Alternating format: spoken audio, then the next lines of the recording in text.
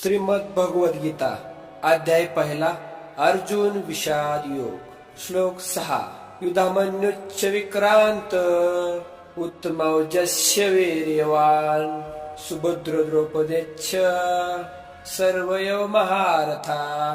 यामध्ये पराक्रमी युधामन्यू, शक्तिशाली उत्तमौजा हे दोन्ही बाहू अर्जुनाचे अंगरक्षक आहेत व तसेच सुभद्रा अर्जुन पुत्र अभिमन्यू हा चक्रव्यूह तोडण्यामध्ये कुशल आहे।